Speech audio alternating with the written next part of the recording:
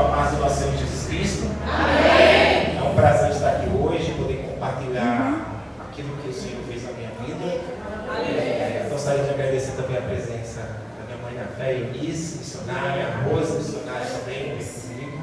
Gostaria de agradecer já a pastora desde o início pela oportunidade aqui, agradecer a Deus, né, que Ele é o Senhor de todas as coisas. E o testemunho que eu tenho para falar, talvez quando eu estivesse no mundo, se eu entrasse hoje aqui na igreja, talvez eu não acreditaria.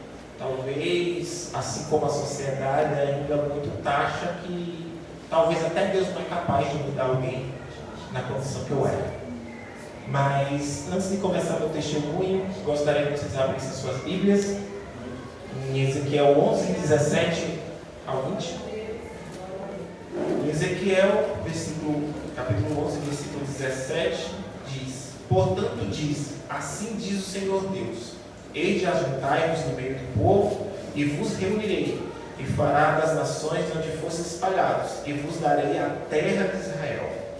E eles virão ali, e tirarão todas as suas coisas detestáveis, e dela todas as suas abominações.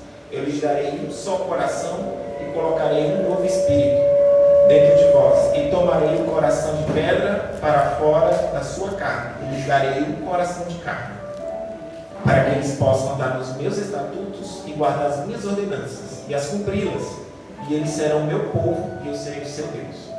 Glória a Deus. Nessa passagem, Deus prometeu aos israelitas que eles seriam restaurados e que voltariam à terra prometida. O versículo 17 diz que isso está de acordo com a natureza unilateral e incondicional da aliança feita com Abraão, que está em Gênesis capítulo 12, versículo 1 e 3, e renovada com Davi, que está em 2 Samuel capítulo 7, versículo 12 ao 16, e em Jeremias capítulo 31, versículo 31 ao 34. No versículo 18 ao 20, ainda diz que quando o remanescente retornasse à terra, aboliria a idolatria naquela época, e Deus estabeleceria uma nova aliança com o seu povo. Então o Senhor derramaria o seu Espírito Santo para que o seu povo se tornasse unido em um propósito e fosse capacitado a andar com Deus em retidão e nos estatutos do Senhor. E por fim, os israelitas tornariam realmente o povo de Deus. Está em Êxodo, capítulo 6, versículo 6 ao 8. E ainda diz que Ezequiel, nesta passagem, estaria profetizando que quando Jesus ressuscitasse, subisse aos céus, ele deixaria um Consolador. E agora eu gostaria que todos fossem em Atos dos Apóstolos, capítulo 2, versículo 1 ao 5. Deus é bom! Glória a Deus! E a palavra fala que, tendo chegado o dia de Pentecostes, eles estavam todos concordantemente em um só lugar. E de repente veio um som do céu como uma rajada de vento impetuoso, e encheu toda a casa onde eles estavam assentados. E lhe apareceram línguas de fogo, como se repartiram e pousaram sobre cada um deles. E todos foram cheios do Espírito Santo e começaram a falar em outras línguas, conforme o Espírito Santo lhes concedia. Glória a Deus. Essa passagem de Ezequiel realmente retrata que o Espírito Santo é que vai nos fazer a caminhar de acordo com a vontade do Senhor. Muitas vezes a gente encontra uma situação que às vezes ler a Bíblia é meio difícil, a nossa vida espiritual também está difícil, muitas vezes a gente não consegue orar, muitas vezes a gente pergunta a Deus por que a gente cai tantas vezes nos pecados específicos que cada um tem fraqueza. Então, esse versículo retrata que a gente precisa buscar o Espírito Santo, e Ele que nos dará força a caminhar e a perseverar na vontade do Senhor. E eu falei essa passagem porque ela basicamente retrata a minha experiência com o Senhor. Eu acho que eu não me apresentei, né? Meu nome é Riquelmo, tenho 31 anos, eu sou da cidade de Rio Grande do Norte, Natal.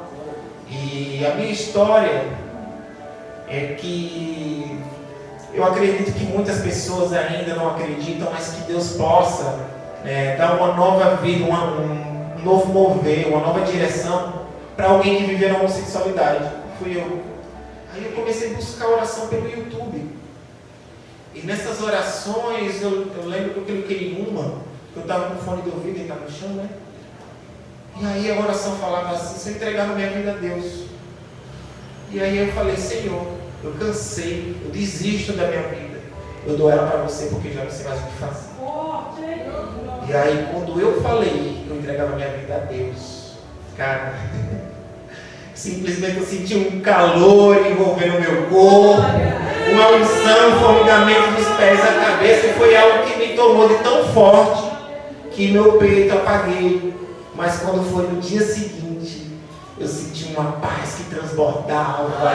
Eu senti uma claridade. Até pensei por um segundo: será que eu morri? O que aconteceu? Que paz é essa que eu nunca senti na vida?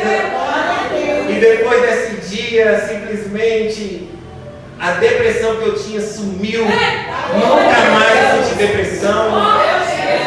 Aquele vazio que eu tinha no meu peito também foi preenchido. E o que eu digo para você, assim como fala na palavra de Ezequiel 11:17, que o Senhor tirará aquele coração de pedra e dará um novo coração de carne, e que tirará aquele espírito e dará um novo espírito. Uma coisa que eu falo para vocês, que depois desse dia eu nunca mais fui a mesma pessoa. Glória a Deus. Glória a Deus.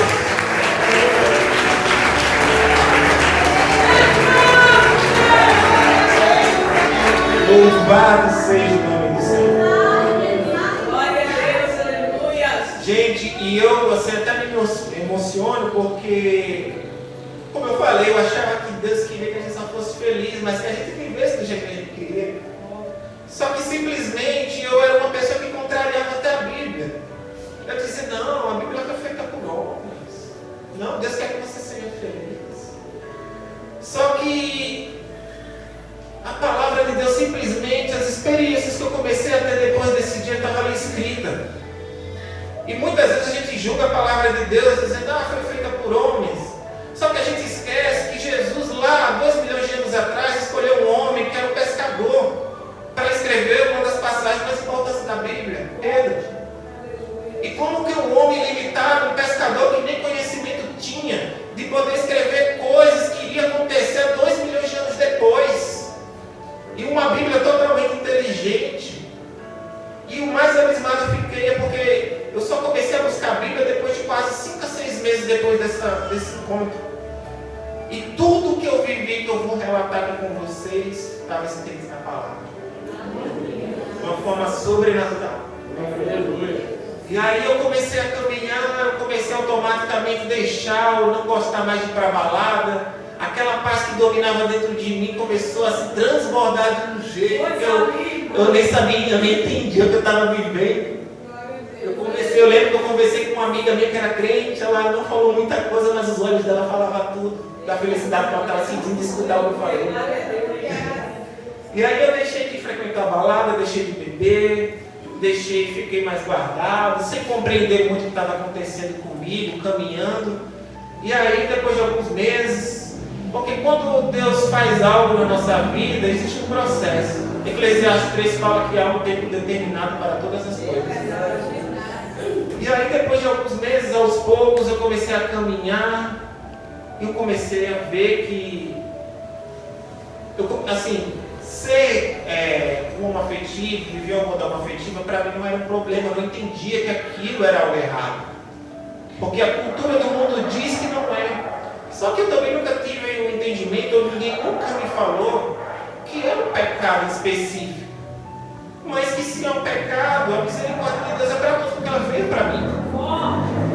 Então, independente do que você está passando, do que você viva, ou da forma que você talvez possa estar pecando em alguma forma específica, a misericórdia de Deus é para todos. Aleluia, glória a Deus. Então não importa o que você vive, o que você está fazendo, ou o que você fez, mas o Senhor te chama para se redimir com Ele. E aí eu comecei a caminhar, eu comecei a ficar, na época que eu tinha alguns rapazes para me relacionar, para mim não tinha problemas, viver isso. Só que aí algo diferente começou a me bloquear. Eu não conseguia mais assim, eu comecei a me sentir mal, comecei a me sentir abatido, vazio. Parece que eu ficava distante, aquele transbordar que estava dentro de mim parece que se distanciava. Toda vez quando eu me relacionava com outro rapaz, e eu não compreendia, eu me perguntava, mas o que aconteceu comigo naquele dia que eu não estou mais conseguindo, mas qual é o problema? E aí eu demorei algum tempo, e aquilo foi crescendo, a carne parece que pesava, eu me sentia mal, e não é natural. Então eu falei, não, se eu não estou conseguindo mais é porque eu não tenho condições de viver mais isso. Só que aí quando eu compreendi que o problema era ser homoafetivo, não, na verdade não se entender, mas praticar, né, o ato sexual. Porque o problema não é você ainda se compreender ou se sentir confuso, mas é um pecado, porque todos nós sabemos que todo ato sexual antes do casamento ou depois de um casamento como adultério é pecado. Então, se é pecado para quem é hétero, é pecado para quem vive uma vida homoafetiva. Então, aqui claramente Deus não passa a mão em ninguém, Deus não tem ninguém por inocente. Então, quando eu entendi em Deus que o problema era a vida homoafetiva, que eu acho que alguma vez eu vi alguém falar que era pecado, e eu entendi que era isso, Deus falou claramente na minha cabeça, você precisa se decidir. Eu escutei Deus falar comigo. E aí eu falei, meu Deus, e agora como é que vai ser isso? A mente meio cauterizada, ser cheio de problemas, e você vivendo um espiritual, uma experiência, né, tremenda. Aí eu comecei a compreender, assim, eu coloquei numa balança, na verdade. Eu vivi 12 anos na homossexualidade, a minha vida era de momento, eu só vivia em balada, eu tinha que estar sempre em algum lugar, sempre bebendo, para abafar aquela carência ou aquilo que eu sentia dentro de mim. E era uma vida de momento, porque em 12 anos eu tentei me relacionar com outros rapazes, só que a maioria vive uma vida bem iludida, ninguém tem algo tão sério com o outro. Ou como outros amigos meus que tinham um casamento até então durava 1 ou 2 anos, e como outros até então tinham mais de 15 anos de casamento, mas tinha uma espécie de relacionamento aberto, e eu não concordava com aquilo e não queria aquilo para mim. Então, quando eu compreendi em Deus que eu precisava me decidir, eu coloquei tudo isso na balança. Eu tenho amigos com 40, 50, 60 anos aí vivendo ainda homoafetivo, mas uma vida de solidão, de depressão, muitas vezes acabam tendo que se sujeitar a drogas para poder abafar aquele vazio, aquela carência. Então eu comecei a observar e reconhecer tudo isso. E aí eu falei, não, eu não quero isso para mim. E se de alguma forma Deus, porque teve um momento que eu falei, cara, eu tive um encontro com Deus. Eu fiquei me sentindo assim, tipo, privilegiado de certa forma. Não foi dentro de uma igreja, eu fui sozinho em casa, de uma forma sobrenatural. Então assim, eu falei, não, então se Deus me curou da depressão, se Deus brotou algo em mim que transborda uma felicidade no qual eu nunca experimentei na vida, eu vou caminhar com Deus, eu não vou nem pra trás.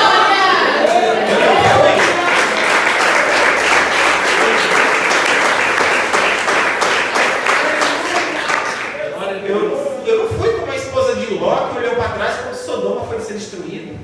Né? Eu só olhei retamente, abandonei tudo. Eu sempre fui uma pessoa muito obstinada, eu fui desapegado, eu demorava, mas quando eu me decidia para algo, eu sou firme. E Deus espera isso da gente, que a gente seja firme, posicionado em seguir Ele, seguir a vontade dEle, Ele vai nos abençoar. E aí eu segui, e aí eu comecei a caminhar, preferi me guardar um pouco. E agora, como é que eu ia explicar naquele momento? Né? Tudo estava sendo novo para mim, e hoje você dizer que você é um ex-gay, ou um ex-homoafetivo, ou que deixou a homossexualidade, o mundo julga, nem todo mundo aceita, e eu passei por muitas provas também, quando eu bati de frente que eu não queria mais viver essa vida. E aí eu falei que não saía, e quando foi 4 dias antes eu tive essa experiência de me dizer que eu ia para o inferno, né, se eu fosse me batizar nas águas, basicamente. E aí quando chegou o dia do meu batismo, mais interessante é que como eu fui rainha da parada LGBT, fiz show das paradas gays, na parada gays de Campinas, o dia do meu batismo, o dia que eu entregar minha vida para Cristo e declarar ao mundo que eu morreria para o mundo e viveria para Cristo, era o dia do orgulho gay. Era eu descendo na rua, indo para a igreja, todo mundo subindo para a parada e eu descendo para a igreja sozinho. Cara, eu falo para você que eu não senti vontade nenhuma, porque a coisa mais preciosa na minha vida que eu tive, que eu ganhei na verdade do Senhor, foi a alegria transbordante. Porque a maior bênção de Deus não é carro, não é dinheiro, não. É o Espírito Santo.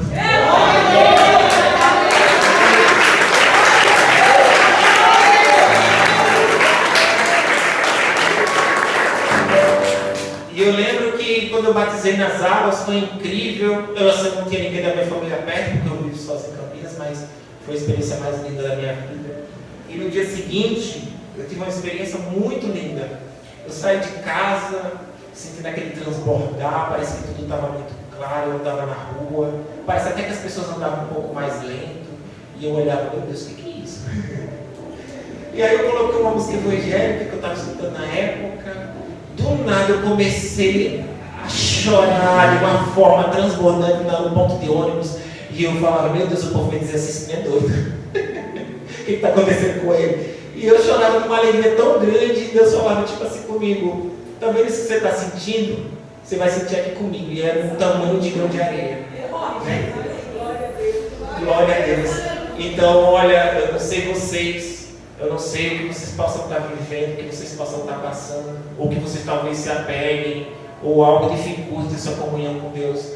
Mas clame pelo Espírito Santo, clame pelo batismo do Espírito Santo, busque o espiritual, viva os dons, viva os frutos do Espírito, porque não tem nada mais prazeroso deste mundo do que estar em comunhão com o Senhor Jesus.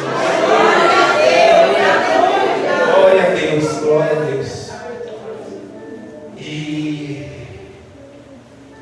E aí, depois da minha vida, começou a caminhar, depois eu já era convertido. Vou dizer para vocês, a gente sabe que no início da vida da caminhada a gente passa por provas, né? Mas faz parte. Mas o que me ajudou a fazer, porque assim, o inimigo, independente que seja uma paixão afetiva ou qualquer área que você viva, ele sempre vai te confrontar com aquilo que era a sua fraqueza no mundo. Só que eu comecei a confrontar. A palavra diz: resista ao pecado, ao diabo e fugirá de você.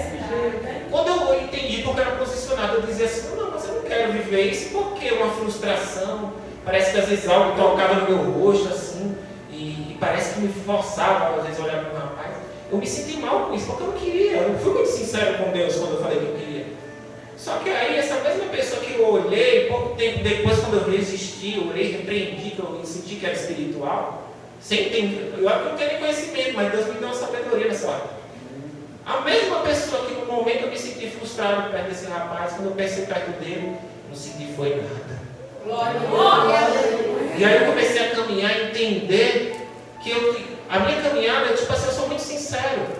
Eu não dependo de um homem ou de uma situação sexual, né, parte íntima de alguém, para poder ser feliz. A minha vida está em Cristo. A minha felicidade está em Cristo.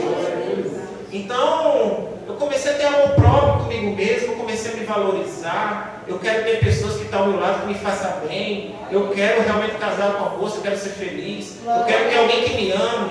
Porque o que adianta me render um desejo sexual sem que esse desejo vai me fazer mal e me gerar um fruto ruim lá na frente.